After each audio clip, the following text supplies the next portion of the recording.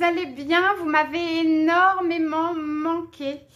Je suis très heureuse de vous retrouver aujourd'hui pour vous exprimer la raison de mon absence et aussi vous parler un petit peu de moi et de l'avenir de ma chaîne, d'accord? Il se trouve que l'année dernière, pour celles qui me suivent régulièrement, j'avais commencé un calendrier de l'Avent avec Marie de la chaîne Ma Bulle Créa. Et il se trouve qu'au fur et à mesure que je faisais les vidéos, je me suis rendu compte que de son côté, elle ne les faisait pas, il ne se passait rien. Et du coup, j'étais un peu dégoûtée parce que toutes les créas que j'avais fait pour elle, pour celles qui me connaissent, vous savez que je me donne toujours à fond, que je fais toujours plein de choses, que je kiffe faire ça d'ailleurs, hein, j'adore, je reproche rien à Marie, je suis pas là pour la dénigrer, je veux juste vous expliquer les circonstances. Donc j'avais tout bien fait, je me suis éclatée, je lui ai envoyé un super truc. Et en fait, de son côté, pas de retour puisque pas de vidéo. Comme elle avait une chaîne, moi, j'ai pas filmé ce que je lui avais fait pour vous le montrer, pensant que vous pourriez aller voir sur sa chaîne. Et donc du coup, le fait de me rendre compte que il se passerait rien de son côté, ça m'a un peu foutu les boules, donc j'ai arrêté. Marie, si jamais tu vois cette vidéo, sache que je ne t'en veux pas parce que je sais que tu étais dans des conditions un peu difficiles. Donc je peux comprendre tout à fait que tu n'aies pas eu l'occasion de faire les vidéos, d'accord? Il n'y a pas de souci avec ça. C'est juste que moi-même, je n'étais pas dans de bonnes conditions psychologiques. Et aussi, j'avais déjà eu une déconvenue avec Latifa de la chaîne Tata Lala qui m'avait proposé un échange d'Halloween que j'avais fait avec plaisir aussi. Et une semaine avant de lui envoyer le colis, je lui envoie un message en lui disant Latifa, j'ai presque tout fini, je vais pouvoir t'envoyer le colis et tout. Et là, elle me dit oui, mais moi, finalement, je préférerais faire un calendrier de l'Avent de Noël. Je dis non, mais moi, j'ai tout fini là, c'est pas possible le calendrier de Noël, donc moi, je veux rester sur Halloween. Donc, elle me dit ok, pas de souci, sauf que j'ai jamais rien reçu. Et que bien sûr, les mails que je lui ai envoyés après pour lui demander ce qui se passait et où ça en était, j'ai jamais eu de réponse. Donc en fait, Latifa, elle a eu mon colis, elle a eu tous mes cadeaux, elle a eu toutes mes créas.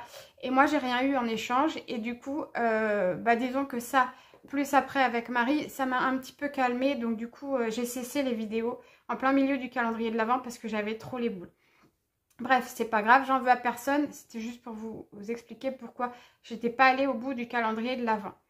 Ensuite, en parallèle à ça, j'ai eu beaucoup de problèmes dans ma vie privée. Pour les personnes qui sont un petit peu dans la spiritualité, vous allez comprendre tout de suite de quoi je parle. Pour les autres, je vais vous expliquer un petit peu. C'est-à-dire que là, ça fait 2 ans que je suis en train de traverser ce qu'on appelle une nuit noire de l'âme. C'est-à-dire que votre vie se déconstruit au fur et à mesure du temps. Vous perdez tout au fur et à mesure. C'est ce qui m'est arrivé. Donc, j'ai commencé par perdre mon entreprise en février 2022. Puis après, ça a été dans mon couple. Puis, j'ai ma voiture qui m'a lâchée. Puis, les gens autour de vous qui commencent à disparaître parce que quand vous êtes en galère, bien sûr, c'est là que vous vous rendez compte des personnes qui sont vraiment là pour vous et d'autres qui ne sont là que pour le profit, bien sûr. Donc, ça a fait un très gros tri dans ma vie sociale et amicale. Et là, dernièrement, c'est ma santé qui me lâche, d'accord? Je sais que j'arrive au bout de ma nuit noire de l'âme. Je sais que je vais en sortir. Mais là, je vis les moments les plus difficiles en ce moment. C'est pour ça que je n'ai pas fait de scrap pendant 1 an. Parce que quand vous vivez tous ces drames, en fait, votre créativité, elle s'en va. Vous n'avez plus le cœur à faire ce genre de choses. C'est pour ça que j'ai disparu, d'accord? Là, tout de suite, je suis en train de traverser des gros soucis de santé. C'est-à-dire que là, au mois de juillet... on m'a annoncé que j'étais arrivée au stade précancéreux de ma maladie, c'est-à-dire que j'ai ce qu'on appelle un endobrachio-œsophage. L'acide de mon estomac brûle mon œsophage au fur et à mesure que le temps passe.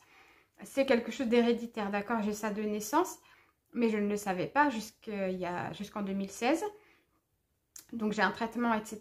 Sauf que là, aux examens qu'on m'a fait au mois de juin, le résultat des biopsies révèle que j'ai un stade précancéreux de la maladie. Donc, pas de panique parce que c'est une maladie qui dégénère très lentement. Donc, le cancer ne devrait se déclarer que d'ici 20 à 30 ans.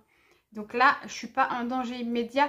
Juste, il a fallu que j'encaisse le coup parce que avant de savoir ça, j'avais toujours espoir de ne jamais avoir le cancer. Maintenant, on est sûr que je l'aurai, juste, maintenant, on sait qu'il me reste 20 à 30 ans avant que ça arrive. De toute façon, je suis suivie régulièrement à l'Institut Montsouris à Paris, donc quoi qu'il se passe, même si je déclare le cancer, normalement, je suis prise à temps.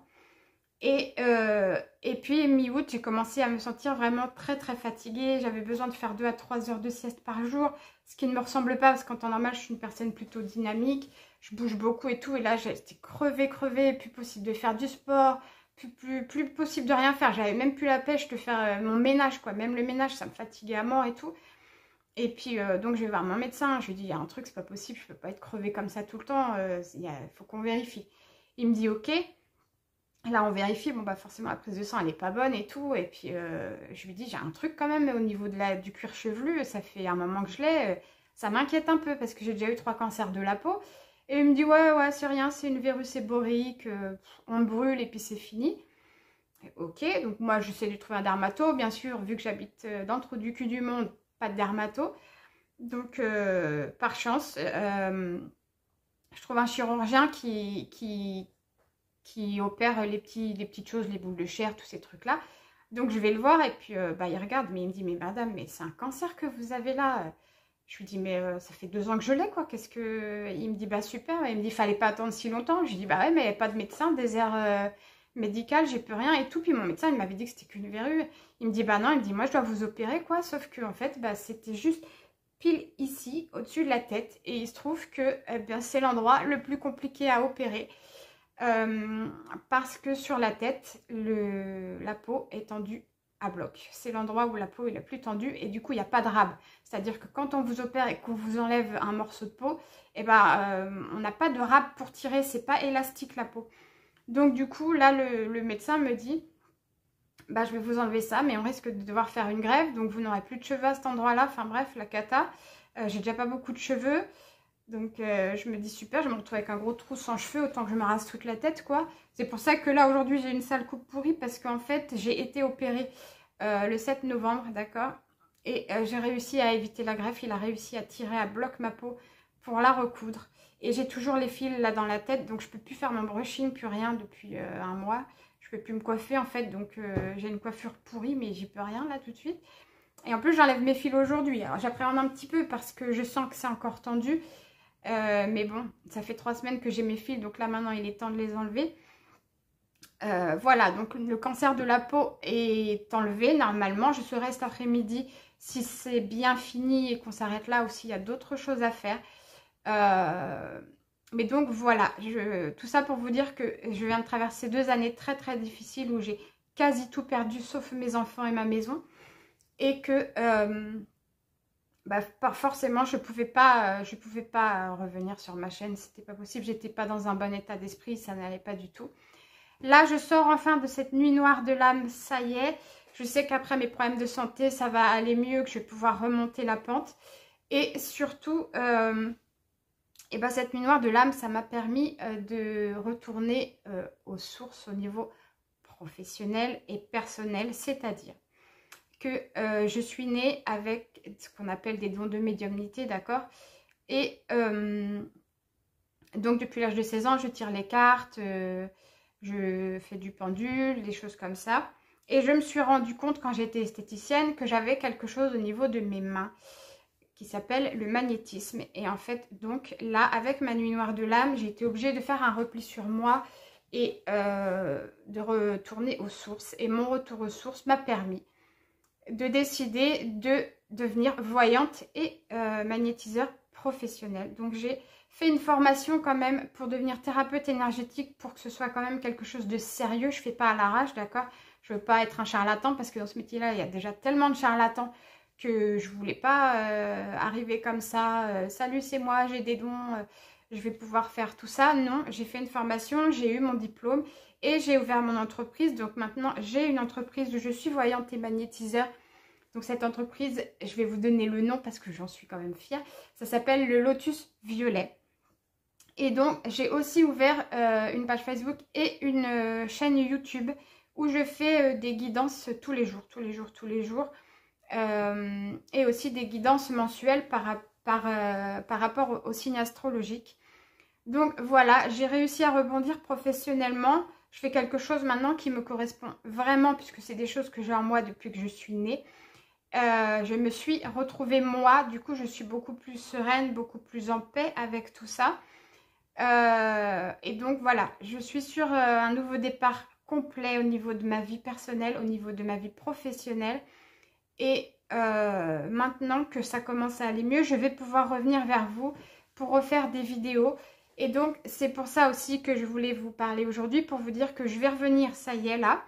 Je finis juste avec ma santé, hein, de régler mes soucis. Et après ça, je reviendrai avec des vidéos. Par contre, ce sera beaucoup plus de vidéos de tutos et beaucoup moins de vidéos de haul.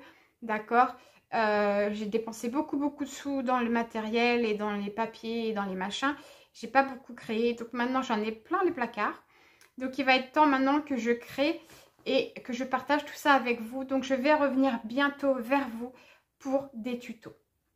Donc voilà, donc j'espère que j'ai pas été trop longue, que je vous ai pas trop saoulé avec mon blabla.